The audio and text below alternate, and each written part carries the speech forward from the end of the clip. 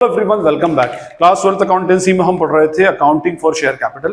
Previous दो lectures में हमने फोर फीचर ऑफ शेयर्स के केसेस डिस्कस किए थे कि अगर शेयर फोरफीट होगा तो उस केस में उसकी जर्नल एंट्री क्या बनेगी।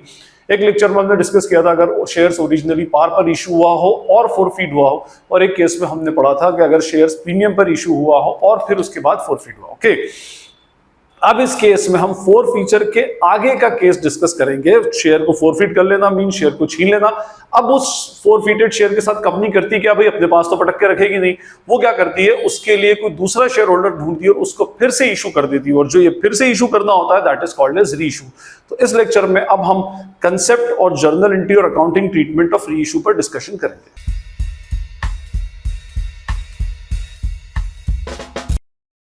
री इशू के अकाउंटिंग ट्रीटमेंट से पहले हम थोड़ा सा री इशू का बेसिक कंसेप्ट और इसके बैकग्राउंड पे डिस्कशन करते हैं। एक्चुअली री इशू ऑफ शेयर्स का मीनिंग होता है जो शेयर्स पहले फोरफीट कर लिया गया था, छीन लिया गया था, उसको मार्केट में फिर से इशू कर देना। लेट्स सपोज मैं आपको एक एग्जांपल के थ्रू एक्सप्लेन करता हूं कि मान लीजिए कंपनी ने टोटल 1 लाख शेयर्स इशू किए थे, 10 रुपए का एक पार पर इशू किया। अभी हम बाय डिफॉल्ट ही मान लें एप्लीकेशन, अलॉटमेंट, फर्स्ट कॉल और सेकंड कॉल, इस तरह से पैसा मांगा था। और लेट सपोज एप्लीकेशन पे 3 था, अलॉटमेंट पर 4, फर्स्ट कॉल पर 2 और सेकंड कॉल पर 1, मतलब टोटल 10 रुपया बुलवाना था। और मान लें out of 1 lakh share holders एक शेयर होल्डर था जिसके पास 1000 शेयर्स थे। इसने एप्लीकेशन पे की, allotment, first call, second call पे नहीं की, और फाइनली आफ्टर प्रॉपर नोटिसेस हमने इसको शेयर्स को फाइनल कॉल के बाद में फोरफीट कर लिया, छीन लिया, और उसके 3 रुपए हमने उठा करके रख लिए। ये याद रखिएगा कि हमने इसका जो 3 रुपया था इसको रिटर्न नहीं किया गया। ठीक है, तो यहां पर हमने ये कर दिया और इसकी हमने फोरफीचर की एंट्री बनाई थी। मैं फोरफीचर की एंट्री भी आपको डाल के दिखाता हूं। हमने क्या एंट्री बनाई थी, शेयर कैपिटल अकाउंट डेबिट, और कितना सेकंड कॉल के बाद फोरफीट हुआ है तो 1000 into 10 that is what 10,000 to share forfeiture account. Forfeiture में वो अमाउंट आती है जो वो पे कर चुका है, ये 3 रुपीज, तो 1000 into 3 हमने एक स्पेशल रिजर्व में डाल दिया 3000, और उसके बाद 2 calls in arrears 1000 into 7 that is what 7000। ठीक है, अब हमने ये शेयर को फोरफीट करके रख लिया। अब हम इसके लिए कोई नया शेयर होल्डर ढूंढ रहे हैं जो हमारे इस 1000 शेयर्स को सब्सक्राइब कर ले, मींस हमसे 1000 शेयर्स ले ले। ठीक है, जब हम शेयर्स को री इशू करने जाते हैं तो देखिए जैसे हमारा मोड ऑफ इशू होता था वैसे ही हमारा मोड ऑफ री इशू होता है। मोड ऑफ री इशू मैंने आपको बताया था, मोड ऑफ इशू में शेयर्स 2 तरह से इशू हो सकते हैं, shares at par and shares at premium. ऐसे ही री इशू के अंदर भी शेयर्स पार पर री इशू हो सकता है और प्रीमियम पर। मींस ये 10 यहां तक 10 हो रहा है ना, तो और हम नेचुरली जब हमने देखिए फोरफीचर से पहले री इशू नहीं हो सकता और हम फोरफीट कर रहे हैं। देखिए जैसे अगर मैं कहूं कि भाई अगर हमने फोरफीट ये शेयर अलॉटमेंट के बाद फोरफीट किया होता तो वो फर्स्ट अलॉटमेंट के बाद या फर्स्ट कॉल के बाद या सेकंड कॉल के बाद कभी भी री इशू हो सकता था, लेकिन अलॉटमेंट से पहले नहीं। जैसे अगर मैंने यहां पर फोरफीट किया तो वो शेयर या तो फर्स्ट कॉल के बाद उसी टाइम री इशू होगा या सेकंड कॉल के बाद री इशू होगा, उससे पहले नहीं। इट मींस कि री इशू जो होता है वो हमेशा फोरफीट के बाद होगा। ये बात तो अंडरस्टूड है। अब हमने इसको फोरफीट किया था आफ्टर सेकंड कॉल, और सेकंड कॉल तक हमारी टोटल कैपिटल की अमाउंट कितनी कैंसिल की थी 10, हमें 10 ही बुलवाना है। तो 10 का शेयर अगर 10 रुपए पर ही इशू कर दिया जाए, ये इसकी फेस वैल्यू है, ये इसकी कॉल्ड अप अमाउंट है, तो इसको हम बोलते हैं री इशू एट पार। ओके, लेकिन हो सकता है कंपनी की गुडविल अच्छी हो तो उस केस में कंपनी 10 का शेयर 15 में री इशू कर दे, ये इसकी फेस वैल्यू है, ये कॉल्ड अप अमाउंट है, तो उस केस में ये कहलाता है री issue of shares at premium. ठीक है, थर्ड केस इसके अंदर होता है री issue of shares at discount. ठीक है, री issue of shares at discount means जो आपका शेयर है वो उसकी 10 रुपए का शेयर मान लीजिए 10 से कोई भी कम वैल्यू है, मतलब 9 रुपए में री इशू हुआ, तो 1 रुपए का ये कहलाएगी हमारी फेस वैल्यू और ये कहलाएगी हमारी कॉल्ड अप वैल्यू। ठीक है, इसमें तो कंपनी को नो प्रॉफिट नो लॉस, इसमें कंपनी को उल्टा 5 रुपए का एक्स्ट्रा इनकम रिसीव हो रही है, एक्स्ट्रा प्रॉफिट हो रहा है, यहां पर 1 रुपए का लॉस है।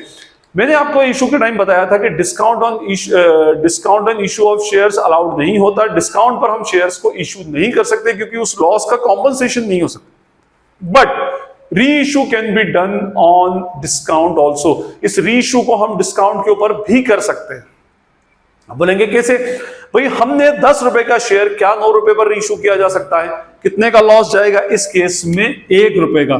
तो कंपनीज एक्ट बोलता है कि अगर आपके पास इस लॉस को राइट ऑफ करने के लिए, इस 1 रुपए के डिस्काउंट को राइट ऑफ करने के लिए प्रॉपर बैकअप है, आपके पास कोई फंड पड़ा है, कोई रिजर्व पड़ा है स्पेशली, तो आप क्या कर सकते हो? इसको डिस्काउंट पर रीइश्यू कर सकते हो अगर आपके पास है तो। यहां पर नहीं होता था इशू के टाइम पर, तो हम इशू कभी भी डिस्काउंट पर नहीं करते थे। हमने उनको कहा कि ऑफ कोर्स है सर, बिल्कुल है। देखिए, हमने जब इस शेयर को फोरफीट किया था तो प्रीवियस शेयर होल्डर ने जो 3 रुपया दिया था, हमने उस 3 रुपए को उठा करके एक स्पेशल रिजर्व में डाल दिया था, जिसका नाम हमने रखा था टू शेयर फोरफीचर अकाउंट। हमारे पास शेयर फोर फीचर में 3 रुपया पड़ा हुआ है और हमने इसको रखा ही इसलिए था कि अगर शेयर होल्डर हमको मिलेगा और वो हमसे डिस्काउंट मांगेगा, तो हम उस डिस्काउंट को इस प्रॉफिट से कॉम्पनसेट कर सकते हैं। मींस इस पर रीइश्यू तभी हो सकता है जब आपके पास उसका कोई बैकअप, और बैकअप क्या होगा? वो अमाउंट जो प्रीवियस शेयर होल्डर आपको पे कर चुका होगा, और प्रीवियस शेयर होल्डर ने आपको 3 रुपए दिए, मींस आपके पास 3 रुपए तक का बैकअप है इस शेयर को। इसका मीनिंग ये हुआ कि मिनिमम टू मिनिमम 10 का शेयर आप 7 रुपए तक में रीइश्यू कर सकते हैं, 7 से कम में नहीं, क्योंकि 7 से कम 10 का 7 में करेंगे तो 3 रुपए का डिस्काउंट, और यहां पर 3 रुपए हमारे पास एक्स्ट्रा पड़ा, या 3 से 3 कॉम्पनसेट हो जाएगा। लेकिन अगर आपने 10 का शेयर 6 में कर दिया तो 4 का डिस्काउंट है, 4 में से 3 तो इधर से कॉम्पनसेट हो जाएगा, 1 रुपए का लॉस आप कहां से लेंगे? तो ये याद रखिएगा कि maximum amount of discount allowed at the time of reissue should be equals to the amount forfeited on original shares. जब हमने उसको फर्स्ट ओरिजिनल शेयर पे जितना पर हमने उसके अमाउंट फोरफिट किया था, उतने तक का आप सामने वाले को डिस्काउंट दे सकते हो। मींस ये अच्छा, कभी ऐसा केस होता, मान लीजिए ये दोनों होते, तो उस केस में यहां पर हम मैक्सिमम डिस्काउंट 7 रुपए तक का दे सकते थे। मींस 10 के शेयर पर अगर 7 का डिस्काउंट दूंगा तो मिनिमम अमाउंट ऑफ इशू 3 रुपए तक हो सकती थी। 3 रुपए से कम नहीं होना चाहिए, क्योंकि उसके लिए फिर पीछे आपके पास बैकअप नहीं है। फाइन। अब क्वेश्चन ये उठता है कि सर डिस्काउंट दिया ही क्यों जाए? जब आपने फ्रेश इशू पर डिस्काउंट नहीं दिया तो रीइश्यू पर डिस्काउंट का क्वेश्चन क्यों उठ गया? आप ये केस ही क्यों उठाते हैं? आप बात ही मत करें डिस्काउंट की। तो एक्चुअली यहां पर डिस्काउंट देना कभी कभी कंपनी की मजबूरी होती है। मजबूरी कैसे होगी? देखिए, मैं आपको बताता हूं कि टोटल मान लीजिए 1 लाख शेयर्स इशू किए थे। मैंने भी आपको एग्जांपल दिया कि कंपनी ने 1 लाख शेयर्स इशू किए थे और 1 लाख शेयर्स पर 10 रुपया बुलवाया इंस्टॉलमेंट्स में। मान लीजिए जैसे ये 1 जनवरी को बुलवाया था, ये 1 मई को बुलवाया था, ये 1 अक्टूबर को बुलवाया था, और ये 31 दिसंबर तक आया था। इट मींस 10 रुपया प्रीवियस शेयर होल्डर से बुलवाने में आपने पूरा 1 साल का टाइम लिया था। अब अगर आप फिर से इसको 1000 शेयर को फोरफीट कर लिया और इसको रीइश्यू कर रहे हैं, और अब आप इस शेयर होल्डर को बोले अच्छा ठीक है 10 रुपए फिर इंस्टॉलमेंट में दे देना, या वो शेयर होल्डर बोलेगा कि भाई आप 10 रुपए आपने प्रीवियस जो टोटल 1 लाख शेयर्स थे, जो ओरिजिनल शेयर्स थे, उनको ये प्रिविलेज दिया कि आप पूरा 10 रुपए हमें साल भर में दो, और आप मुझसे ये पूरा 10 रुपए एक साथ मांग रहे हो। क्योंकि हम 1000 शेयर के लिए तो इतना लंबा टाइम एक्सटेंड कर नहीं सकते ना, कहां तक हम अकाउंटिंग रिकॉर्ड मेंटेन करेंगे। और मेजॉरिटी शेयर्स 99,000 शेयर्स पर पैसा मिल चुका है, 1000 शेयर पर सिर्फ पैसा अटका हुआ है, और उसके लिए फिर हम पूरा 1 साल फिर अकाउंटिंग रिकॉर्ड रखें, तो ऐसा पॉसिबल नहीं है। कंपनी के लिए बड़ा टिपिकल केस हो जाता है। तो फिर उस केस में कंपनी ये बोलता है कि आपने पुराने शेयर होल्डर्स से 10 रुपया पूरे 1 साल में लिया, मुझसे आप ये पूरा 10 रुपया एक बार में मांग रहे हो। ठीक है, तो ये अपने आप में देखा जाए तो उस बंदे के साथ में एक फेयर ट्रीटमेंट नहीं है। तो कंपनी उसको बोलती है अच्छा बोले ठीक है, हम आपको क्या करते हैं, इस शेयर पर डिस्काउंट ऑफर करते हैं कि हम 10 का शेयर आपको 9 में देंगे, या 10 का शेयर आपको 8 में देंगे, या 10 का शेयर 7 में। जैसा निगोशिएशन अगर कंपनी कर पाए वैसा वो निगोशिएट करके क्या करता है, शेयर होल्डर को इशू कर देता है। शेयर होल्डर ने बोला कि ठीक है, मैं 10 का शेयर अगर आप मुझे 8 में देते हो तो पूरा पैसा मुझसे एक साथ ले लो।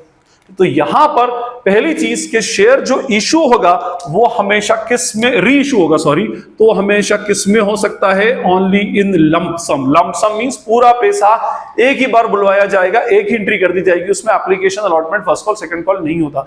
और बिकॉज ऑफ लंप सम में बुलवाने की वजह से ही हम शेयर को reissue can be done at par, at premium as well as at discount। हम इसको डिस्काउंट पर भी रीइश्यू कर सकते हैं, बट डिस्काउंट के लिए मैंने अभी आपको बताया, डिस्काउंट के लिए आपके पास बैकअप होना चाहिए। और बैकअप क्या है? जो प्रीवियस शेयर होल्डर का अमाउंट हमने फोरफीट किया था, means amount of discount should be less than equals to the amount forfeited, जितना हमने उनके शेयर्स पर अमाउंट फोरफीट किया था, ये अमाउंट खास रखा ही इसलिए गया है कि ये शेयर फोरफीट होके रीइश्यू होगा।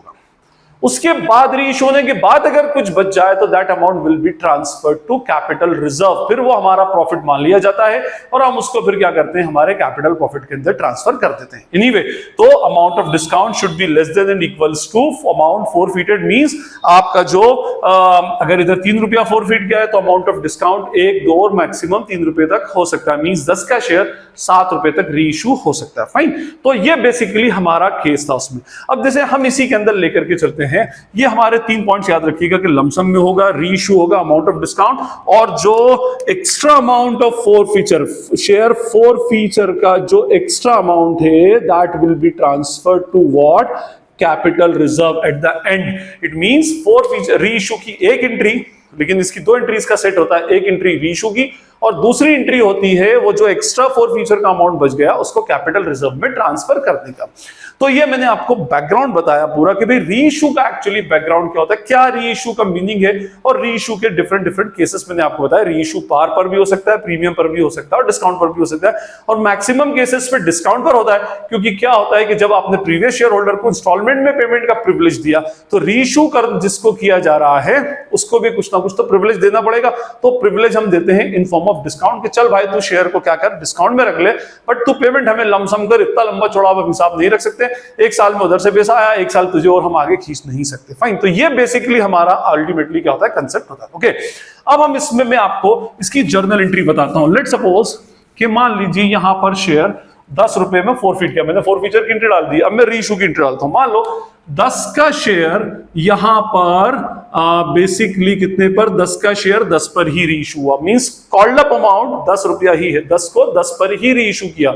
अब आप ये देखिएगा यहां तक अमाउंट कितनी होती है, 10। आप ये देखेंगे कि शेयर कहां पे रीइश्यू हो रहा है, 10 का शेयर 10 पे रीइश्यू हो रहा है, it means no profit no loss, par पर रीइश्यू हो रहा है। तो उस केस में इसकी एंट्री बन जाएगी बैंक अकाउंट डेबिट, और मैंने आपसे क्या कहा था कि reissue will be done in lump sum only, तो यहां पर सीधे हम क्या करेंगे, to share capital account, no application no allotment nothing, सीधे कैपिटल में डाल देंगे। शेयर कैपिटल में जहां तक ये अमाउंट, जहां के बाद रीइश्यू हो रहा है वहां तक की कैपिटल की अमाउंट होती है 10 ही आएगी, तो 1000 इंटू 10, 10,000। और बैंक में कितने पर रीइश्यू किया है, 10 रुपए ही बुलवाया है, तो इधर भी 10,000 ही आएगा। ओके, अब हमें तो फायदा हो गया ना भी, देखा जाए तो क्या 10 का शेयर 10 पर चला गया, हमने तो ये एक्सपेक्टेशन की थी कि हो सकता है ये शेयर हमारा लॉस पर जाए, और उस लॉस के लिए हमने 3,000 रुपए बचा के रखे थे। अब ये 3,000 रुपए का हमें कोई काम ही नहीं हुआ, पूरा 3,000 जो हमने सेव किया था हमने एज अ रिजर्व रखा था ताकि रीइश्यू के लॉस पर हम उसको कॉम्पनसेट कर सके, उसका यूज नहीं हुआ, तो ultimately this amount will be transferred to capital reserve. अब ये हमारा प्रॉफिट है, अब हम इसको अपना प्रॉफिट मानेंगे और इस प्रॉफिट को हम एक स्पेशल रिजर्व कैपिटल रिजर्व में ट्रांसफर कर देंगे।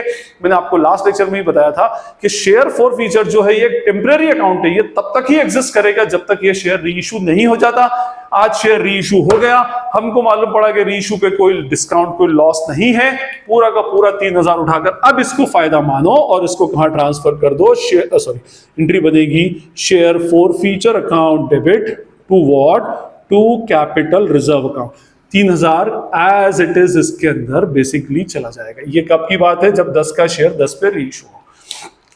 मान लें केस चेंज करते हैं, कंपनी को शेयर होल्डर ने निगोशिएट करवा लिया 9 रुपए में, शेयर होल्डर ने कहा कि भाई 9 रुपए से ज्यादा आपके दूंगा नहीं मैं, तो आप कंपनी रेडी हो गई। तो उस केस में हमारी एंट्री क्या बनेगी, bank account debit to what, to share capital account. ठीक है, यहां तक अमाउंट होती है 10, तो शेयर कैपिटल में तो हमेशा फेस वैल्यू ही जाती है 1000 इंटू 10, 10,000, लेकिन वो हमको दे रहा है कितना, 9, तो इधर आता है कितना, 9,000। फाइन, अब 1,000 रुपए का डिस्काउंट है तो यहां पर डिस्काउंट डाल लेना चाहिए, है ना। तो हम यहां पर देखिए, मैं अभी एक्सप्लेन कर रहा हूं, लिखे नहीं इसकी एंट्री को, यहां पर हम डाल देते हैं discount on issue of shares कितना, 1,000। और ये जो लॉस हुआ है, मैंने क्या कहा था, आप इसका डिस्काउंट तभी दे सकते हो जब आपके पास कोई बैकअप प्लान हो। तो बोले सर हमारे पास बैकअप प्लान है, ये फोरफीचर की अमाउंट पड़ी है, इससे कम ही है, तो ठीक है, तो इसका मतलब ये एंट्री होना चाहिए शेयर फोरफीचर टू डिस्काउंट। तो पहले डिस्काउंट को डेबिट करूं, फिर फोरफीचर से कैंसिल करूं। इससे बेटर ये है कि मैं सीधे यहां पर ये जो 1,000 का लॉस हुआ है, उस लॉस को हम किससे कॉम्पनसेट कर रहे हैं, इससे, तो हम यहां पर सीधे अमाउंट डाल देंगे share forfeiture account debit. कितना? ₹1 का डिस्काउंट दिया है तो 1000 इंटू 1000। ठीक है। अब आप ये देखिए उसमें कि हमने टोटल प्रीवियस शेयर होल्डर से ₹3 फोरफीट किया था और उस अमाउंट को रखा इसलिए था कि कल को अगर कोई लॉस हो जाएगा तो उस लॉस को इस प्रॉफिट से कॉम्पनसेट करेंगे। एंड ऑफ कोर्स लॉस हुआ, 3000 में से 1000 का लॉस हुआ तो बचा हुआ हमारा पूरा प्रॉफिट है, तो वो कहां डाल देंगे हम प्रॉफिट को? कैपिटल प्रॉफिट है, क्योंकि ये प्रॉफिट जो है ये रेगुलर बेसिस पर नहीं होता, कैपिटल नेचर का प्रॉफिट है, तो we will transfer this amount of profit to capital reserve. कितना? 3000 में से 1000 रुपीज का यूज कर लिया, 2000 हमारे पास एक्स्ट्रा बचा, तो 2000 रुपए हम क्या करेंगे? उसको कैपिटल रिजर्व में डाल देंगे। I hope it is clear. ठीक है, चलिए जी, अगर मान लें इस केस में थर्ड केस हम लेते हैं कि हमने ये शेयर को मान लें ₹8 पर री इशू किया। क्या हो सकता है? ऑफ कोर्स हो सकता है। एनीवे मैं सॉरी, मैंने वो फोर फीचर की एंट्री इरेज कर दी। 3000 रुपए मेरे पास फोर फीचर में, याद रखिएगा। तो मेरी एंट्री बनेगी बैंक अकाउंट डेबिट। सबसे पहले चेक करें क्या ₹8 पर शेयर को री इशू करना पॉसिबल है? तो ऑफ कोर्स पॉसिबल है। क्यों? क्योंकि 10 का शेयर 8 में जा रहा है, ₹2 का लॉस है, ₹2 का लॉस इस ₹3 से कॉम्पनसेट हो सकता है, तो एंट्री बन जाएगी बैंक अकाउंट डेबिट। और लॉस को कहां से एडजस्ट करेंगे? Share forfeiture account debit to what? To share capital. कहां री इशू हो रहा है? सेकंड कॉल के बाद। सेकंड कॉल तक की टोटल कैपिटल 1000 इंटू 10 10,000, हम उस पे ले रहे हैं ₹8, 1000 इंटू 8 8000, शेयर फोर फीचर में 1000 इंटू 2 2000। ओके, हमने फोर फीचर के लिए पैसा रिजर्व करके रखा था 3000 में से लॉस हुआ है 2000 का, तो जो बचा हुआ अमाउंट है वो चला जाएगा share forfeiture account debited to capital reserve account by ₹1000। 1000 कैसे? 3000 हमारे पास टोटल फंड था, इसमें से 2000 का हमको लॉस हुआ, ₹1000 हमने उठा करके फोर कैपिटल रिजर्व में डाल दिया। ठीक है, क्या ये शेयर 7 पे री इशू हो सकता है? तो ऑफ कोर्स हो सकता है। क्यों? क्योंकि 10 का शेयर 7 पे री इशू होगा तो there is a loss of ₹3 और ₹3 हमारे पास बैकअप में पड़ा हुआ है, तो फिर उस केस में हमारे री इशू की एंट्री क्या बनेगी? बैंक अकाउंट डेबिट, है ना, और जो लॉस हुआ है वो share forfeiture debit to capital to share capital account. ठीक है, शेयर कैपिटल में 1000 इंटू 10 दैट इज ₹10,000, बैंक में 1000 इंटू 7 दैट इज ₹7,000, और इधर आएगा 1000 इंटू 3 दैट इज ₹3,000। अब प्रॉब्लम यहां पर है कि हमने डिस्काउंट पे शेयर को री इशू तो कर दिया, लेकिन क्या हमारे पास उसका बैकअप था? बिल्कुल था बैकअप, और वो बैकअप कितने का था? ₹3000 का। मींस हमारे पास ₹3000 थे जो हमने रिजर्व करके रखे थे, ताकि कल को अगर इस शेयर के ऊपर कोई लॉस हो जाए तो उस लॉस को हम इस प्रॉफिट से कॉम्पनसेट कर सके। हमारे पास 3000 थे, 3000 का ही लॉस हुआ है, तो पूरा 3000 क्या हो गया हमारा? इससे एडजस्ट हो गया। अब जब एडजस्ट हो गया, कोई एक्स्ट्रा अमाउंट नहीं बचा, तो हम उसमें कैपिटल रिजर्व में नहीं डाल सकते। देखिए कैपिटल रिजर्व में हमने यहां कैसे डाला था? 3000 माइनस 2000 इज इक्वल्स टू 1000, या 3000 माइनस 1000 इज इक्वल्स टू 2000। ठीक है, फाइन। तो ये हमारा केस हुआ जब 10 का शेयर ₹7 पर री इशू हो सकता है। अब क्वेश्चन ये उठता है कि क्या 10 का शेयर ₹6 पर री इशू हो सकता है? तो आंसर इज नो। क्यों? क्योंकि मैंने आपको बताया था कि मैक्सिमम डिस्काउंट जो होगा वो equals to the lesser than और equals to the amount of forfeited amount. Forfeited amount कितनी थी? ₹3, तो इसमें मैक्सिमम डिस्काउंट ₹3 तक ही देख सकते हैं। मींस मिनिमम टू मिनिमम ये शेयर सिर्फ ₹7 तक ही री इशू हो सकता है, उससे कम में ये री इशू नहीं हो पाएगा। तो this case is not at all possible, ये पॉसिबल नहीं है। बट एक केस इसमें ये भी तो हो सकता है कि भाई 10 का शेयर ₹12 में री इशू हो जाए। भाई कंपनी को शेयर होल्डर, कंपनी की अच्छी गुडविल बन गई, इतने आईपीओ आया, उसके अंदर लोगों ने हाथों हाथ शेयर्स लिए, और री इशू के टाइम पर हमने शेयर इशू करने को रेडी है और बहुत सारे लोग खड़े हैं। उसमें कहा कि भाई हम 10 का शेयर 12 में ले लेंगे और लमसम में पेमेंट भी कर देंगे, तो उस केस में फिर क्या एंट्री बनेगी? देखिए जो हम एक्स्ट्रा अमाउंट ले रहे हैं वो तो क्या होगा? 10 का 2 प्रीमियम होगा, तो एंट्री क्या बन जाएगी इस केस में? फर्स्ट एंट्री होगी bank account debit to share capital. Share capital के अंदर तो 1000 इंटू 10 कितना आएगा? 10,000। हमने बुलवाया कितना? 1000 इंटू 12 दैट इज व्हाट? 12,000। और बचा हुआ अमाउंट कहां डाल देंगे? To security premium reserve. यहां पर शेयर फोर फीचर अकाउंट को क्रेडिट मत कीजिएगा, हाँ वो रॉन्ग ट्रीटमेंट हो जाएगा। तो इधर आ जाएगा 1000 इंटू 2 SPR पूरा 2000। अब आप देखें, बल्कि हमने तो ये एक्सपेक्ट किया था कि भाई ये शेयर डिस्काउंट के ऊपर जाएगा, बट उल्टा ये किसके ऊपर चला गया? प्रीमियम के ऊपर चला गया। कितना प्रीमियम है? ₹2 का, हमारे पास जो 3000 हमने संभाल के रखा था कि कल को अगर शेयर को रीइश्यू किया और उस पर अगर कोई लॉस होगा तो वो लॉस इस शेयर फोरफीचर से कॉम्पनसेट होगा, तो लॉस हुआ ही नहीं। तो हम क्या करें, 3000 हमारा पूरा का पूरा प्रॉफिट है, और प्रॉफिट कहां ट्रांसफर, और कौन से नेचर का प्रॉफिट है, कैपिटल नेचर का। तो share forfeiture account debit to what, to capital reserve account by ₹3000, क्योंकि हमें अल्टीमेटली कोई लॉस एक्चुअली नहीं हुआ। ठीक है, तो ये हमारे डिफरेंट केसेस हैं बेसिकली इसके अंदर, जिसमें हम ये देख रहे हैं कि भाई कौन सा शेयर कहां पे। अच्छा, इसमें एक चीज मैं आपको बताऊं, मैंने आपको बताया था जिस तरह से शेयर अलग अलग इंस्टॉलमेंट के बाद फॉरफीट होता है, ऐसे ही री इश्यू का भी हो सकता है। जैसे मान लीजिए मैं केस आपको बताता हूं कि ये केस हुआ कि एप्लीकेशन पे की अलॉटमेंट नहीं थी, शेयर को फॉरफीट किया आफ्टर अलॉटमेंट और री इशू किया आफ्टर सेकंड कॉल। अब देखिए, सेकंड कॉल के बाद ही कोई बंदा मिल गया, फाइनल कॉल अभी तक कॉल्ड अप नहीं की और हमने उसके बाद ही उसको री इशू कर दिया, ऐसा पॉसिबल है। यहां तक की अमाउंट देखी जाएगी 3 + 4 7 + 2 9 का शेयर। अच्छा, ₹9 यहां तक कैपिटल की अमाउंट होती है। मैक्सिमम डिस्काउंट कितना ऑफर कर सकते हैं आप, 3। तो 9 के शेयर पर 3 का डिस्काउंट, तो मिनिमम टू मिनिमम ये शेयर ₹6 पर री इशू हो सकता है। और मान लो हमने इसको ₹7 पर री इशू कर दिया, तो पहले फोर फीचर की एंट्री डालता हूं। तो एंट्री बन जाएगी share forfeiture account debit to, sorry इसकी एंट्री बनती है share capital account debit to share forfeiture account and what, to capital reserve account. ठीक है जी। अब शेयर कैपिटल में हम फोर फीचर की एंट्री डाल रहे हैं, तो फोर फीचर देखेंगे, फोरफीट कहां हुआ है, आफ्टर अलॉटमेंट। अलॉटमेंट तक टोटल अमाउंट कितनी ड्यू होती है, 7। तो यहां पर डाल दी जाएगी 1000 × 7, that is what, 7000। Four feature में जो पे कर दिया उसने 1000 × 3, दैट इज व्हाट, 3000। और कैपिटल रिजर्व में 1000 × 4, ये आता है, सॉरी, कॉल्स इन अरियर्स दोनों मिक्स होते गए, और 1000 × 4, दैट इज व्हाट, 4000। ये एंट्री होगी। अब हम ये देखेंगे कि अच्छा देखिए, फॉरफीट हुआ अलॉटमेंट के बाद, तो ये कंपलसरी नहीं है कि अलॉटमेंट के बाद ही री इशू होगा। वो फर्स्ट कॉल के बाद हो सकता है, अलॉटमेंट के बाद आपको कोई री इशू के लिए अच्छा बंदा नहीं मिला हो, तो आपने उसको ये अच्छी अमाउंट आपको रिसीव नहीं हो रही हो, तो आपने क्या किया, उसको री इशू नहीं किया। फर्स्ट कॉल आपने सारे शेयर्स पे ड्यू की, उसके बाद वो बंदा एक और मिल गया जिसने री इशू वाला शेयर लेने को रेडी है। उसने कहा कि हमने कहा कि देखो भाई, इसके ऊपर अभी तक हमने total allotment first call, application allotment first call due की है, फाइनल कॉल आज से 3-4 मंथ बाद ड्यू होगी, तो आप इस शेयर को हमसे ले लो। उसने कहा कि इस पे कितने का होता है, बोले अभी तक इस पर हमने ₹9 ड्यू किया है, आप ₹9 का शेयर कितने में लोगे। तो उसने कहा कि मैं ₹7 में लेने को रेडी हूं और लमसम पेमेंट कर देता हूं, एप्लीकेशन अलॉटमेंट फर्स्ट कॉल तक का पूरा पेमेंट एक साथ में आपको लमसम में कर देता हूं। हमने कहा कि ठीक है, जाओ लो। तो फर्स्ट कॉल तक की अमाउंट कितनी होती है, ₹9 कैपिटल की, 9 का शेयर 7 पर री इशू हुआ, तो उस केस में ₹2 का लॉस है।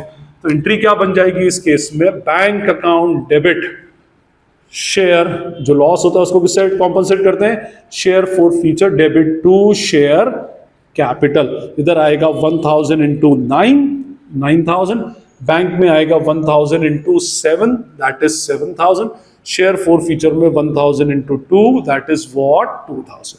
ये अब हमारे पास 3000 थे फोर फीचर में, लॉस हुआ 2000 का, तो बचा हुआ अमाउंट कहां डाल देंगे, जो हमारा प्रॉफिट है, share forfeiture account debited to capital reserve account. ठीक है, share forfeiture account debited to capital reserve, 3000 - 2000, that is what, 1000। ये 1000 बेसिकली इसके अंदर आ जाएगा। ओके, एक लास्ट केस में इसके अंदर बता दूं आपको कि कभी कभी ऐसा होता है कि यहां पर री इशू किया गया। मैंने अभी आपसे क्या कहा कि हमने शेयर होल्डर को बुलाया जिसको हम री इशू कर रहे हैं, और हमने कहा कि देखो इस शेयर के ऊपर ₹9 अभी तक, वैसे इस शेयर की वैल्यू ₹10 की है, बट हम इस पर अभी तक ₹9 मांग चुके हैं, एक बार एप्लीकेशन का 3, 4 और 2 इस तरह से। तो आप ये 9 का शेयर कितने में लेने को रेडी हो, ये बताइए। तो बोला गया कि भाई वो ₹1, तो बोले ₹1 की इंस्टॉलमेंट आज से 4-5 महीने बाद आएगी। तो वो शेयर होल्डर बोलता है कि यार मैं अभी झंझट में नहीं पड़ूंगा, जब मैं पूरा पेमेंट कर रहा हूं तो आप मुझे 9 के बदले नहीं, आप तो ये बताओ कि 10 के शेयर आप मुझे कितने में पे करोगे। और जब वो कॉल आया, आप मुझसे पैसा मत मांगना, आप मुझसे अभी पेमेंट ले लो। तो कंपनी ने कहा कि अच्छा ठीक है, कर कब रही है कंपनी, री इशू आफ्टर फर्स्ट कॉल। और यहां पर कंपनी लिखती है कि कंपनी री इशूड द शेयर्स एट ₹8 पर शेयर, फुल्ली पेड या फुल्ली कॉल्ड। फुल्ली पेड या फुल्ली कॉल्ड मींस कंपनी ने कहा कि भाई वो शेयर होल्डर ने कहा कि मैं तो पूरा 10 के अगेंस्ट शेयर लूंगा, अब आगे की इंस्टॉलमेंट में पे नहीं करूंगा, अब आप मुझसे अभी पेमेंट ले रहे हैं, फिर 1 रुपया ड्यू करेंगे, तो इससे तो आप ये बताइए कि 10 के अगेंस्ट आप कितना लेंगे, और जब आप 1 रुपीज मांगे तो मुझे छोड़कर बाकी सबसे मांग लीजिएगा। तो कब उसने कहा कंपनी ने कि ठीक है हम आपको 8 रुपए पर रीइश्यू करते हैं। तो यहां पर ये कंफ्यूज मत हो जाइएगा कि यहां पर हम कैपिटल में 9 डालें।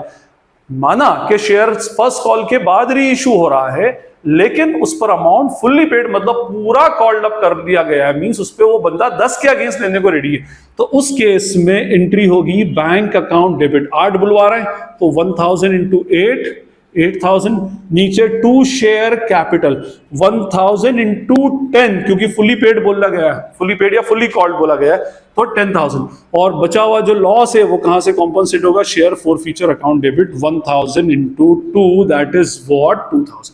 और लास्ट एंट्री फिर बन जाएगी हमारी share forfeiture account debited to capital reserve, 3000 में से 2000 माइनस करने के बाद अमाउंट विल बी व्हाट 1000। तो ये आप एक ट्रीटमेंट इसका याद रखिएगा। कभी कभी ये एक्चुअली क्या होता है, ये बड़े क्वेश्चंस में तो कम पूछते हैं, बट आपको छोटे क्वेश्चंस जो होते हैं 1 मार्क 2 मार्क के क्वेश्चंस होंगे, एमसीक्यू टाइप के किसी क्वेश्चन के अंदर अगर आपसे पूछ लिया गया तो वहां पर थोड़ी सी हमारे साथ प्रॉब्लम आ जाती है। तो फुल्ली पेड अगर बोल दिया गया, चाहे वो अलॉटमेंट के बाद फुल्ली पेड बोल दे, यहां बोल दे फुल्ली पेड, तो फिर आपको फुल्ली पेड बोला गया तो कैपिटल को आप 10 रुपीज से ही क्रेडिट करेंगे। एनीवे, हम आगे के लेक्चर्स में इससे रिलेटेड और एग्जांपल्स समझेंगे, इससे रिलेटेड डिफरेंट केसेस और कंसीडर करेंगे। फिलहाल तो ये मैंने आपको री इशू का पूरा केसेस एक्सप्लेन किया, पूरा इस पे कंसेप्ट पे डिस्कशन किया, उसके अकाउंटिंग ट्रीटमेंट के बारे में बताया, जो अमाउंट बचता है उसको कैपिटल रिजर्व में कैसे ट्रांसफर करते हैं ये भी हमने डिस्कशन किया। आई होप आपको ये क्लियर हो गया होगा। अगर आपको ये वीडियो यूजफुल लगता है तो उसे अपने फ्रेंड्स के साथ शेयर करें, चैनल को सब्सक्राइब करें और वीडियो को लाइक करें। This is Najeeb Hashmi signing off from Najeeb Hashmi's academy. Thank you.